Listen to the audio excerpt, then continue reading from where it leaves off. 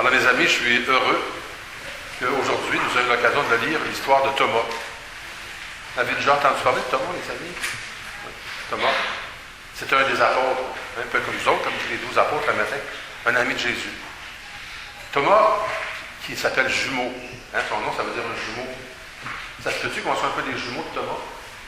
Parce que, il s'est dit, moi, j'aimerais ça croire, mais il faudrait que vous m'aidiez un petit peu. Il faudrait que j'y touche un peu, là, pour que je puisse croire. Je veux voir. Hein? Nous autres, surtout que dans le monde moderne, on aime ça voir. Il faut avoir des preuves. Mais je m'excuse, vous n'avez pas de preuves. Mais il y a des signes, par exemple, que Jésus nous fait. Et Jésus ne fait pas de reproches à Thomas. Au contraire. Il comprend son doute. Il comprend sa misère à croire, comme il comprend la nôtre. Hein? Et je suis content que Thomas a eu ce doute, parce qu'il n'est pas tout seul. C'est mieux de douter que... il y a deux choses qu'il faut éviter. Devenir crédule. Croire n'importe quel idiot ou n'importe quel hurluberlu qui nous dit n'importe quoi. Il faut réfléchir. Il faut discerner. On entend toutes sortes d'affaires. C'est peut-être bon de s'arrêter, de se demander ça a-t-il du bon sens? Parce que la foi, ça a toujours du bon sens. Ça n'a pas de bon sens, il y a des choses qui ne vont pas. Hein? Ou cesser de croire, là, je ne crois à rien. Ça ne va pas loin, ça non plus, parce que ça a notre vie de puissance. Alors Thomas, il a exprimé son doute, sa difficulté. Et là, Jésus l'attendait. Vous savez, le premier dimanche chrétien, là, ça a commencé le soir de la résurrection. Les apôtres étaient réunis dans leur maison commune, comme on lit ce matin. Ils avaient barré les portes. Hein? Aujourd'hui, il se fait arrêter parce qu'on n'a pas le droit de barrer les portes quand il y a un public d'une maison. Barrer les portes parce qu'il avait peur. Hein? Ça vous arrive-tu d'avoir peur des fois? Hein? Peur de gêner, peur de ci, peur de ça. Peur de se faire rire de soi. Hein? Enfermé dans notre petit monde, dans nos caprices, dans notre orgueil parfois, puis dans nos petites jalousies. Hein? Si je peux y mettre la main dessus, il va l'avoir. Je vais ranger ça avec ça. Hein? On est vraiment barré en dedans. Les portes étaient barrées. Mais Jésus, lui, il n'y a pas de barrure. Il rentre. Et le mot de passe, vous avez peut-être des mots de passe sur vos ordinateurs, dans vos jeux, là. Son mot de passe, c'est quoi? La paix soit avec vous. C'est pour ça que j'ai souhaité tout à l'heure la paix. On va se la souhaiter aussi durant la messe. La paix du cœur. Hein? Arrêtez d'avoir peur. Je suis là. Et là, les apôtres sont contents.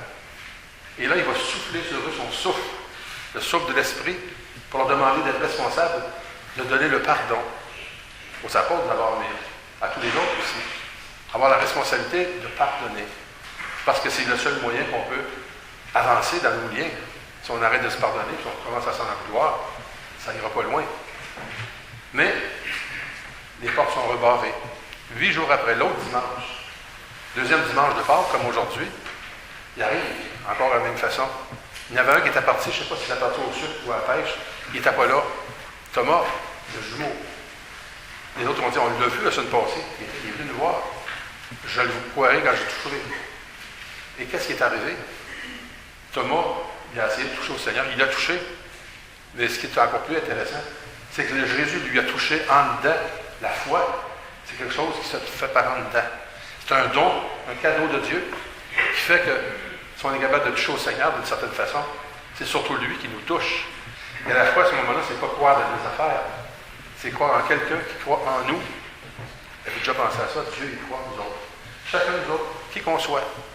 Il y a un œil sur nous autres, comme on dit ça des fois. Il y a un œil. Chacun de nous autres a notre nom comme écrit dans son cœur.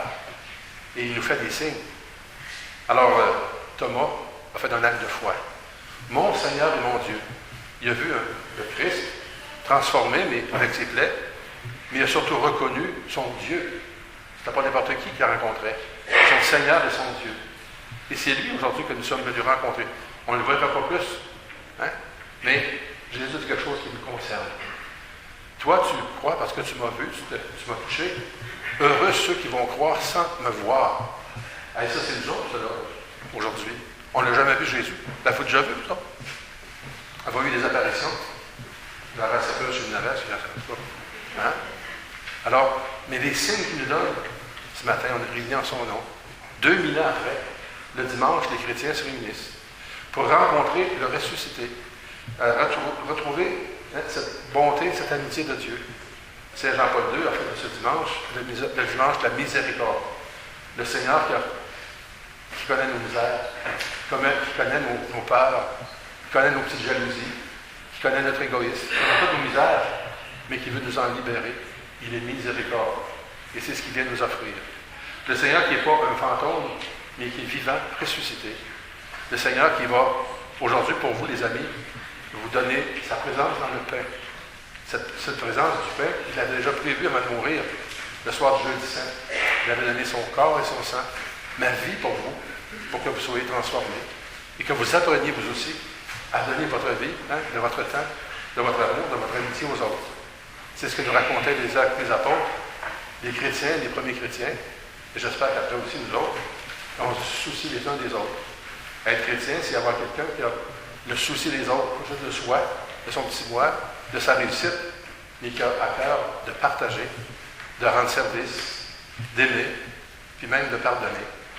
Alors aujourd'hui, nous allons avec vous remercier le Seigneur de son amitié. Ça a commencé à votre baptême. Ça continue hier soir pour d'autres jeunes, dans le premier pardon. Aujourd'hui pour vous, dans le signe de l'Eucharistie. N'oublions jamais, il est toujours là, il nous attend. Comme Thomas, viens, tu veux peut-être me toucher, mais c'est moi qui vais te toucher. Parce que pour toi, j'ai beaucoup d'amitié, d'amour, de miséricorde.